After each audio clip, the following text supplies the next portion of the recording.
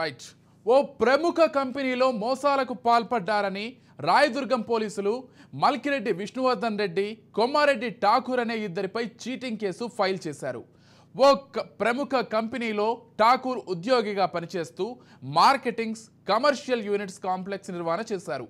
ఇదే క్రమంలో మల్కిరెడ్డి విష్ణువర్ధన్ రెడ్డి అనే ఎన్ఆర్ఐని తీసుకొచ్చిన కొమ్మారెడ్డి ఠాకూర్ మోసాలకు తెరలేపారు. ఇద్దరూ కలిసి కంపెనీకి సంబంధించి 50 లక్షల రూపాయల ఫర్నిచర్ దోపిడీ చేశారని సదరు సంస్థ ఫిర్యాదు మేరకు కేసు నమోదు చేసినట్లుగా తెలుస్తోంది. ఈ కేసులో కొమ్మారెడ్డి ఠాకూర్ A1గా ఉండగా విష్ణువర్ధన్ రెడ్డి A2గా ఉన్నారు. ఇక గత వారం మరో కేసులో వీరిపై కేసు నమోదయ్యింది. ఆ కేసులో మల్కిరెడ్డి విష్ణువర్ధన్ రెడ్డి A1గా ఉండగా A2గా Veerabhadrareddy, A3 Datla Ramaraju, A4 Harish, A5 Ganesh, A6 Eshwar, A7 Venkat, A8 Kommareddy ఠాకూర్గా ఉన్నారు. వీరందరిపై క్రిమినల్ కేసు నమోదు చేసినట్లుగా తెలుస్తోంది. గత బీఆర్ఎస్ ప్రభుత్వం అండదండలతో ఇన్నాళ్లు చట్టా పట్టాలేసుకుని తిరిగిన ఠాకూర్ నాటి పెద్దల పేర్లు చెప్పుకొని లూటీ చేశారు. ఇక తాజాగా కాంగ్రెస్ ప్రభుత్వంలో నిందితులపై కేసు ఫైల్ అయింది.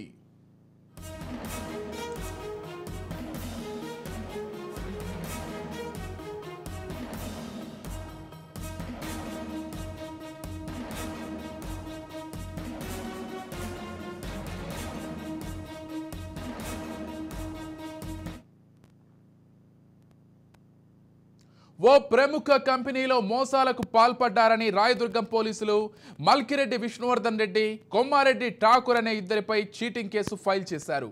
ఓ ప్రముఖ కంపెనీలో ఠాకూర్ ఉద్యోగిగా పనిచేస్తూ మార్కెటింగ్స్, కమర్షియల్ యూనిట్స్ కాంప్లెక్స్ నిర్వహణ చూశారు.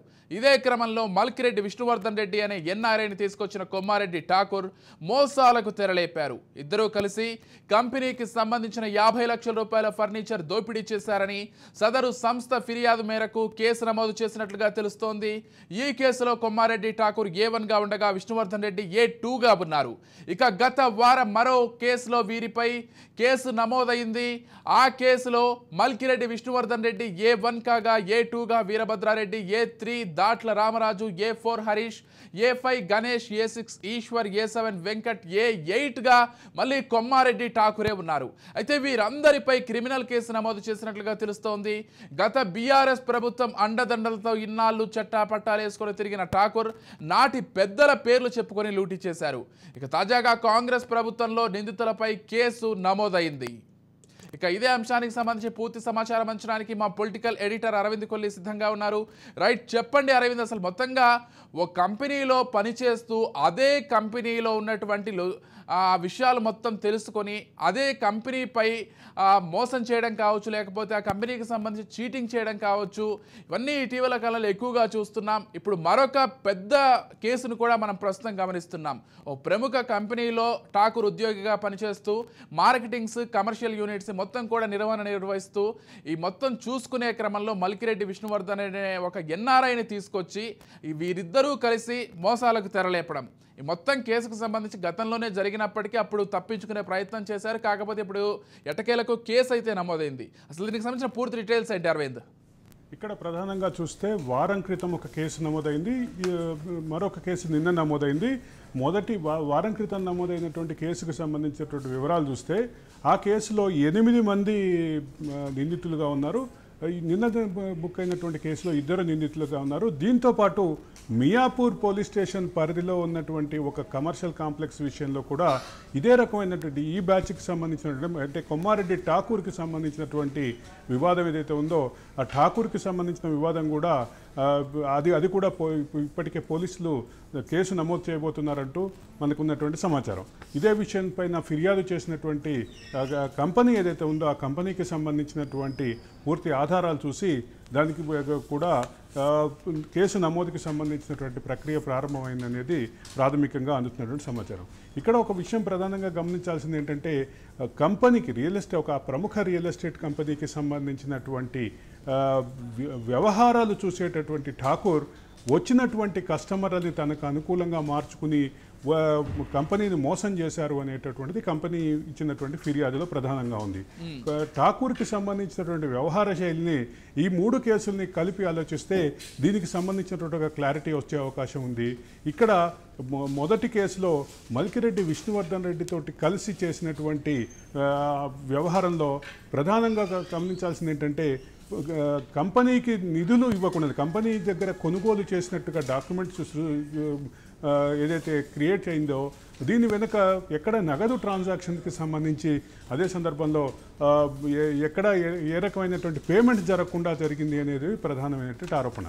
దాంతోపాటు 8 మంది మీద బుక్ అయినటువంటి కేసులో కూడా ఇదే రకమైనటువంటి క్రిమినల్ కాన్స్పిరసీకి సంబంధించినటువంటి సెక్షన్తో సహా పలు సెక్షన్లు ఉన్నాయనేది గమనించాలి. అదే రకంగా హైదర్ నగర్ అంటే హైదర్ నగర్లో భాగం మియాపూర్ పోలీస్ స్టేషన్ పరిధిలోని హైదర్ నగర్లో భాగంగా ఉన్నటువంటి ఒక కమర్షియల్ కాంప్లెక్స్ కూడా ఇదే రకమైనటువంటి పరిస్థితిలో ప్రధానంగా గమనించే విషయం ఏంటంటే ఇదే రకమైనటువంటి మోసం జరిగింది అనేటటువంటి విషయాన్ని యాజమాన్యం ఈరోజు పోలీసుల దృష్టికి తీసుకురావటం. దీని వెనక మీరు ఇందాక చెప్పినట్లుగా టీఆర్ఎస్ అండదండలు, టీఆర్ఎస్లో ఉన్నటువంటి పెద్దల అండదండలు, పోలీసుల అండదండలు, కొంతమంది పోలీసులకు కూడా దీని వెనక పోలీసు అధికారులు కూడా కొంతమంది దీని వెనక ఉన్నారనేటటువంటి అంశం ఈ ఫిర్యాదులో ఉన్నటువంటి నేపథ్యంలో ఆ రకమైనటువంటి ఏదైతే విచారణ జరుపుతున్నటువంటి పోలీసులు ఒక పక్క రాయదుర్గం పోలీసులు కానీ మరోపక్క మియాపూర్ పోలీసులు కానీ దీనికి సంబంధించినటువంటి మూలాలను పరిశోధించేటటువంటి ప్రక్రియను ప్రారంభించారు. ఈ మూలాలకు సంబంధించినటువంటి అంశాలు క్లారిటీ వస్తే కానీ దీనికి సంబంధించి పూర్తి క్లారిటీ వచ్చేటటువంటి అవకాశం లేదు. అదే సందర్భంలో ఏదైతే అంటే ఆ వ్యక్తికి సంబంధించి ఠాకూర్కి సంబంధించినటువంటి అంశం ఏదైతే ఠాగూర్కి సంబంధించినటువంటి అంశం ఉందో ఠాగూర్ వ్యవహార శైలి ఠాగూర్కి సంబంధించినటువంటి వ్యవహార శైలి క్లియర్గా బయటపడుతోంది.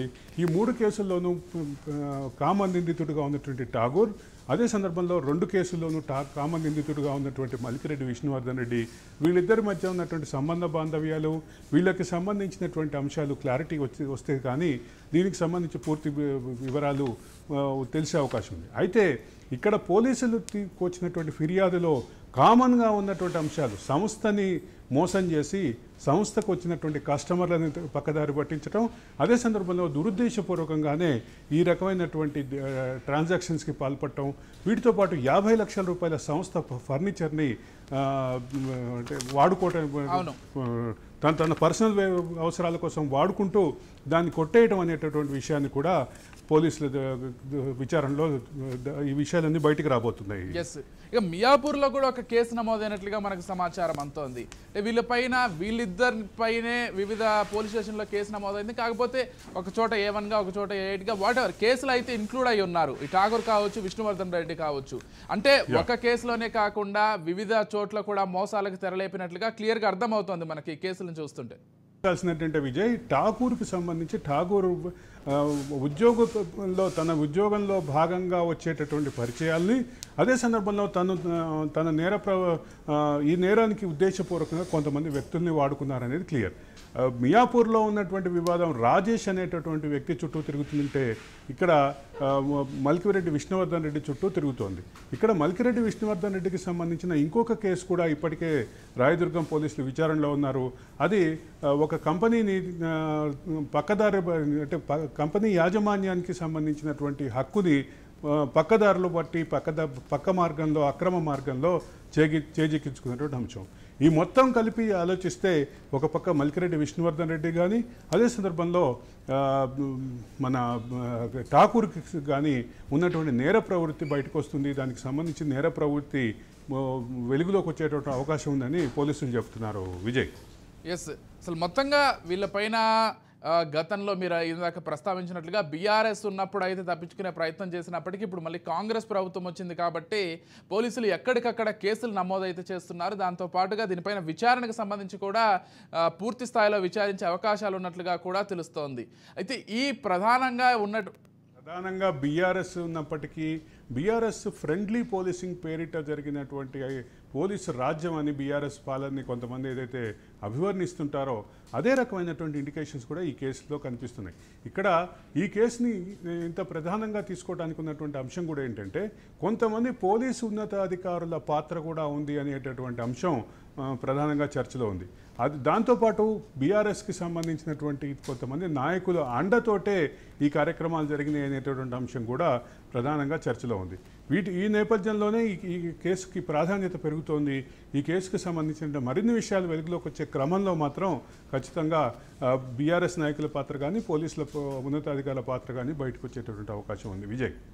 Right, thank you Aravind. అయితే మొత్తానికైతే కేసుకు సంబంధించి వీళ్ళిద్దరి పేర్లు అయితే ప్రధానంగా వినిపిస్తున్నాయి. మనం ఒక్కసారి కేసును మరొకసారి పరిశీలించినట్లయితే ఓ ప్రముఖ కంపెనీలో ఒక ఇద్దరు మోసాలకు పాల్పడినట్లుగా పోలీసుల వరకు వచ్చింది. అయితే మల్కిరెడ్డి విష్ణువర్ధన్ రెడ్డి, కొమ్మారెడ్డి ఠాగూర్ అనే ఇద్దరిపైన కూడా చీటింగ్ కేసును అయితే ఫైల్ చేశారు.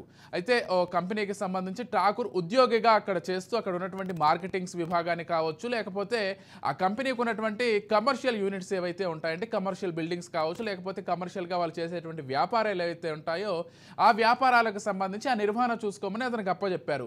అయితే ఇదే క్రమంలో మల్కిరెడ్డి విష్ణువర్ధన్ రెడ్డి అనే ఒక ఎంఆర్ఐని అతను తీసుకొచ్చి మోసాలకు ఇద్దరు కూడా తెరలేపారు. అంటే ఆ కంపెనీ ఓనర్లకు పరిచయం చేయడం కావచ్చు, లేకపోతే ఆ సంస్థకు పరిచయం చేయడం కావచ్చు చేసి ఇతను ఈ పనులు చేస్తాడను, లేకపోతే ఇతన్ని ఈ విధంగా వాడాలను ఏదో చెప్పి ఇద్దరు ఎట్టకేలకైతే మోసాలకు తెరలేపడం ప్రారంభించి ఇద్దరు కలిసి కంపెనీకి సంబంధించి ఒక 50 లక్షల రూపాయల ఫర్నిచర్ను కూడా దోపిడీ చేశారట. అయితే సదరు సంస్థ ఫిర్యాదు మేరకు కేసు నమోదు చేసినట్లుగా తెలుస్తుంది. అంటే గతంలోనే ఈ విషయాన్ని పోలీసుల వరకు తీసుకెళ్లినా కానీ గత బీఆర్ఎస్ ప్రభుత్వంలో పెద్దగా ఏం ఒరగలేదు. కాకపోతే ఇప్పుడు వెంటనే కేసు నమోదు చేసినట్లుగా తెలుస్తోంది. అయితే ఈ కేసులో కొమ్మారెడ్డి ఠాకూర్ A1గా ఉన్నారు. ఎవరైతే ఆ సంస్థలో పనిచేసి సీఏగా పనిచేస్తూ మోసం చేసినటువంటి వ్యక్తి ఎవరైతే ఉన్నారో అతను A1గా ఉన్నారు. ఈ విష్ణువర్ధన్ రెడ్డి అంటే ఫారెన్ నుంచి ఎవరినైతే ఒకరిని తీసుకొచ్చారో అతను A2గా ఉన్నారు. ఇక గత వారం మరో కేసులో వీరిపై ఒక కేసు కూడా నమోదైంది. ఆ కేసులో మల్కిరెడ్డి విష్ణువర్ధన్ రెడ్డి A1గా ఉంటే అదే కేసులో మళ్ళీ చూడండి ఇక్కడ అదే కేసులో A8గా కొమ్మారెడ్డి ఠాకూర్ ఉన్నారు. అంటే ఇంకొక కేసులో ఒకరుండడం కాదు, ఇద్దరూ కూడా ఉన్నారు మళ్ళీ ఇంకో కేసులో కూడా. కాబట్టి వీరందరిపై కూడా క్రిమినల్ కేసు నమోదు చేసినట్లుగా అయితే మనకు సమాచారం అందుతోంది. అయితే గత బీఆర్ఎస్ ప్రభుత్వం అండదండలతో ఇన్నాళ్ళు కొంత తప్పించుకునే ప్రయత్నం చేసినా కానీ ఇప్పుడు ఆ పప్పులే ముడకుండా ఇద్దరూ కూడా దొరికిపోయినట్లుగా చాలా స్పష్టంగా అర్థమవుతోంది. ఆ నిందితులపై కేసు ఫైల్ అయింది మొత్తానికైతే.